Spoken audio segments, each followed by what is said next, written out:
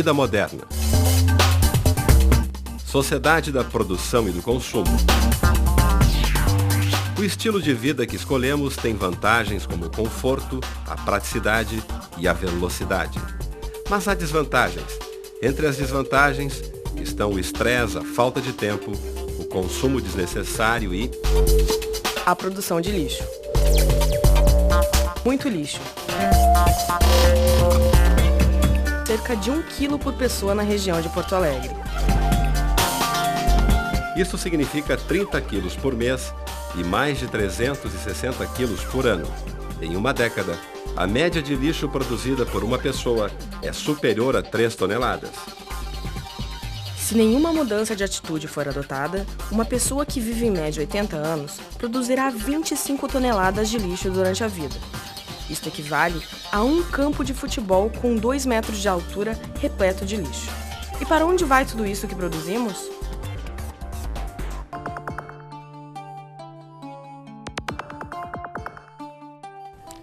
Uma palavra de origem latina com 4 letras que resume um grande problema.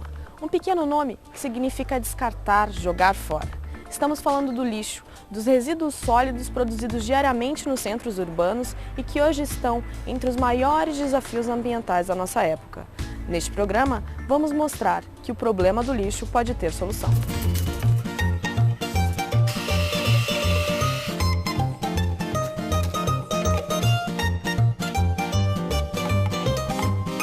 Corta! Acho que a gente pode melhorar um pouco essa história.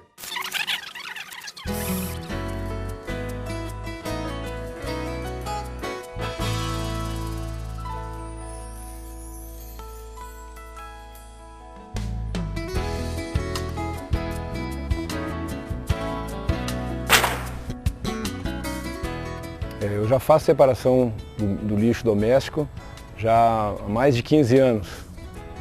Acho que é importante todo mundo fazer a separação do lixo.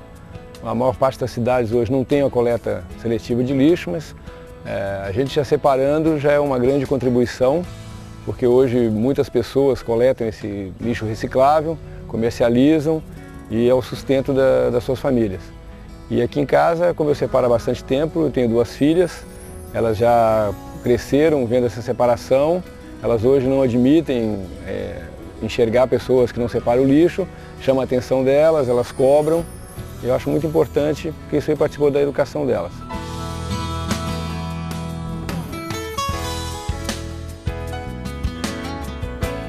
O lixo que o Ângelo colocou na porta de casa não desaparece. Se tudo der certo, este lixo vai se decompor sem agredir o meio ambiente.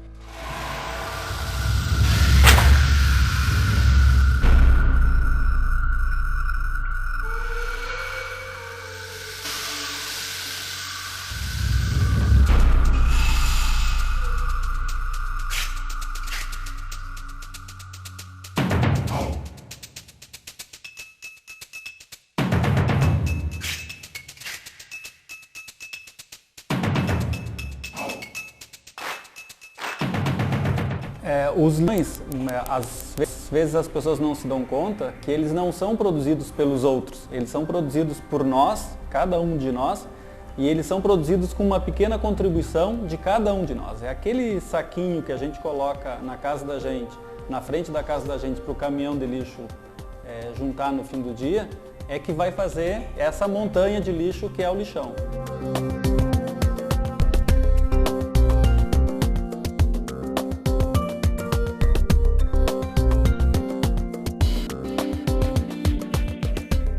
E as pessoas têm essa responsabilidade de primeiro pensar naquilo que estão consumindo, por que estão consumindo, se precisam realmente consumir aquilo.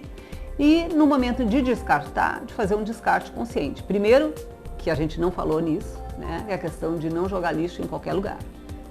O lugar do lixo é no lixo, né, tem que ser na sua lixeira em casa, tem que ser na lixeira na rua, né, e esse é a primeira responsabilidade. E a segunda é não misturar, não é separar. Ninguém está pedindo para ninguém trabalhar, é não misturar, porque a gente mistura o resíduo no momento em que a gente junta uma casca de laranja com uma folha de papel com uma lata. Para incentivar, facilitar e expandir a reciclagem de resíduos no Brasil, o Conselho Nacional do Meio Ambiente, CONAMA, estabeleceu um código de cores para os diferentes tipos de resíduos. Azul para papel e papelão, vermelho para plástico, verde para vidro, amarelo para metais, preto para madeira, laranja para resíduos perigosos, branco para resíduos da área de saúde, roxo para resíduos radioativos, marrom para resíduos orgânicos e cinza para resíduos não recicláveis ou contaminados.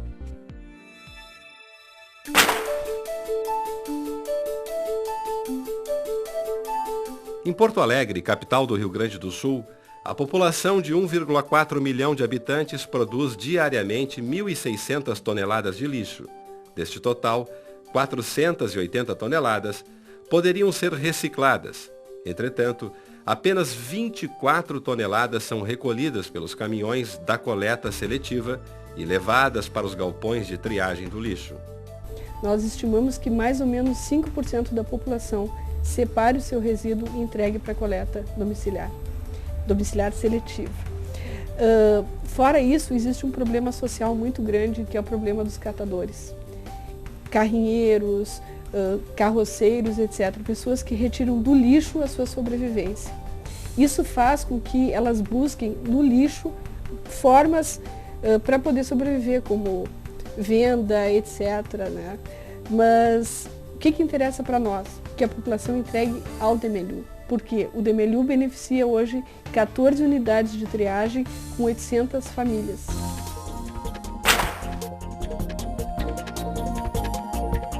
Aí eu faço uma carga que nem está aqui, trago para casa. Se dá tempo de eu sair de novo antes de reciclar essa aqui, depende do tempo, eu vou, cato outra carga e trago. Aí vou para casa, que é para mim classificar. Eu trabalhava numa firma, aí eu fiquei, o doente foi operado, aí perdi o emprego. Perdi o emprego porque, claro, que eu fiquei quase 2 anos encostado. E aí a alternativa foi o catar lixo, de que eu vou fazer?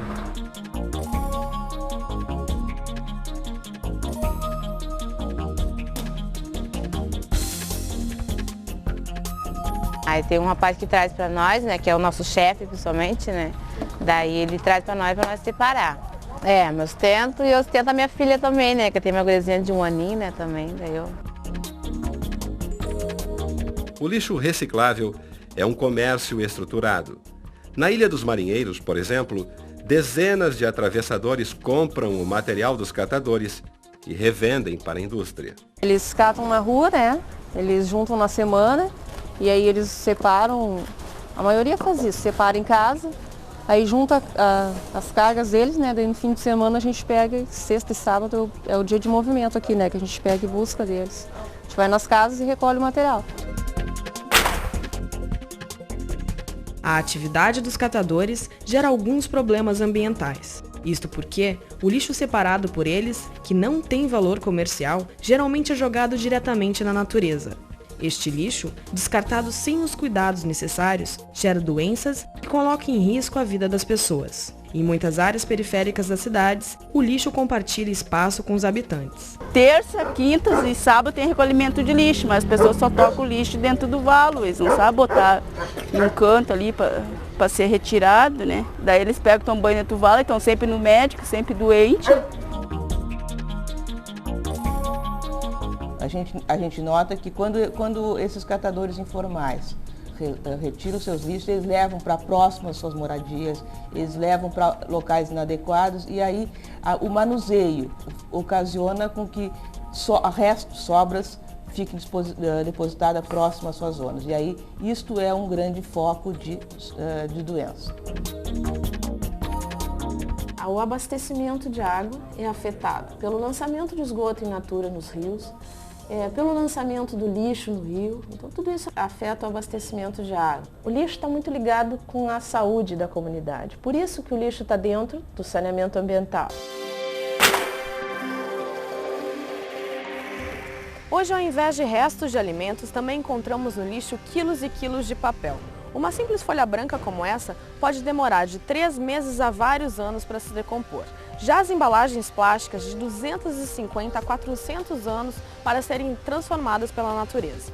Enquanto isso, as garrafas de vidro e as latinhas de alumínio duram milhares e milhares de anos. Se esses materiais fossem separados em casa, eles poderiam ser reciclados, contribuindo assim para a preservação do meio ambiente e garantindo a sobrevivência de diversas famílias. No município gaúcho de Dois Irmãos, 70% da população tem o hábito de separar o lixo em casa. Todo o material seco vai para a usina de reciclagem da cidade, onde trabalham dezenas de pessoas. Aqui o caminhão entra, descarrega. Nós fizemos uma pré-triagem aqui. Então, assim, nós classificamos aqui 5 tipos de papéis, né? Aí tem papelões, tem papel branco, papel jornal, papel misto e caixinhas de leite. Então nós temos mais de 20 classificações de plásticos que depois são preparados ou para serem enfardados ou para serem moídos.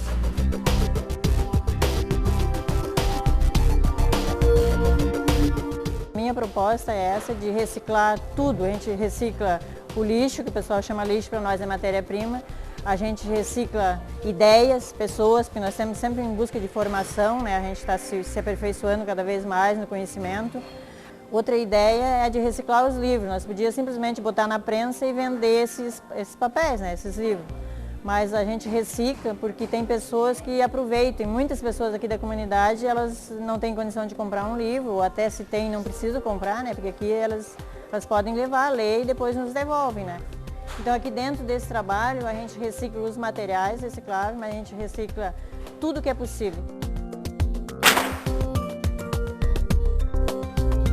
Quando se fala na questão do lixo, a palavra reciclagem é a mais lembrada. Mas existem 2 outras palavras que são tão importantes e que não são tão lembradas assim: reduzir e reutilizar. Como é que nós podemos reduzir a geração? É escolher produtos que tenha pouca embalagem.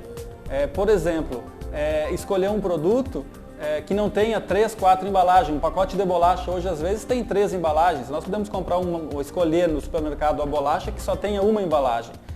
Na hora de preparar o alimento, preparar só a quantidade que nós vamos consumir. Aproveitar, por exemplo, se eu faço beterraba, aproveitar o talo da beterraba para consumir ele também. O lixo orgânico, quando bem manejado, pode produzir um excelente adubo a ser utilizado na agricultura. Um bom exemplo deste processo vem sendo desenvolvido em Porto Alegre, na usina de compostagem da Lomba do Pinheiro. A compostagem, então, é um processo natural de decomposição da matéria orgânica, onde nesta unidade se usa uma máquina para acelerar o processo e transforma esse material, essa matéria orgânica crua, num material estabilizado chamado composto. Esse composto orgânico, ele pode ser também produzido na nossa residência com um processo um pouco mais simples, adotando-se então o sistema de composteiras. Existem muitos riscos de contaminação com o lixo, tanto de pessoas como do meio ambiente. Materiais produzidos pela indústria, como lâmpadas, pilhas e baterias, já são objeto de disputa judicial. Foi um depósito provisório que a gente achou para estocar as pilhas e baterias que a gente recolhe em todo o município. São mais de 30 pontos de coleta. Já desde 1999 o município faz esse trabalho e a gente centraliza essas pilhas e baterias aqui nesse depósito. Como vocês estão vendo, esse material todo já está bastante desintegrado, bastante comprometido, e a gente fica se perguntando se todo esse material tivesse sido colocado num aterro ou disposto de qualquer forma sem os mínimos critérios de impermeabilização, com certeza o material que nelas contém mercúrio, cádmio, níquel, enfim, são metais pesados que a gente entende que tem que ter uma proteção no solo antes de enterrá-las. Por isso o município tomou essa iniciativa de recolher as pilhas e baterias separadamente, depositar até aguardar uma decisão judicial, fazendo com que as empresas recolham esse material. Enquanto a questão permanece em aberto, é preciso ter cautela no descarte desses materiais especiais.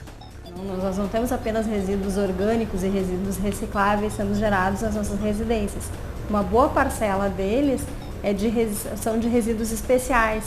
São aqueles resíduos que, por suas características químicas e físicas, não devem ser encaminhados para aterros sanitários. Não existem ainda na cidade sistemas de coleta especial para esses resíduos, para encaminhamento para a indústria. são, por exemplo, as lâmpadas fluorescentes, que têm uma geração de mercúrio, trazem risco para a comunidade ao manipular esses resíduos, se encaminhados erroneamente para centrais de triagem, e prejuízos ambientais no encaminhamento de tais resíduos para aterros sanitários. Existem, por exemplo, as pilhas e baterias. Baterias existem, principalmente os de telefones celulares, podem ser encaminhados através dos postos de recolhimento das lojas de venda de telefones celulares e são encaminhados então para a indústria para que ocorra a disposição correta e não o encaminhamento para aterro sanitário. Um outro tipo de resíduo que a gente tem nas nossas residências, e é bastante comum, todos nós temos, são os medicamentos vencidos. Então, uma das orientações que a gente dá também para a comunidade é que procure os seus postos de saúde, procure as farmácias, para que se provoque uma discussão nos municípios, para que se construa junto às prefeituras locais um posto de coleta e uma combinação com os distribuidores da indústria farmacêutica para receber esses medicamentos de volta. Como foi possível ver ao longo desse programa, existem várias soluções para o problema do lixo. Pensando nisso, foi criado o Programa de Educação Ambiental Compartilhado, uma parceria público-privada que tem como objetivo apontar os caminhos que garantam a preservação do meio ambiente e a qualidade de vida da população.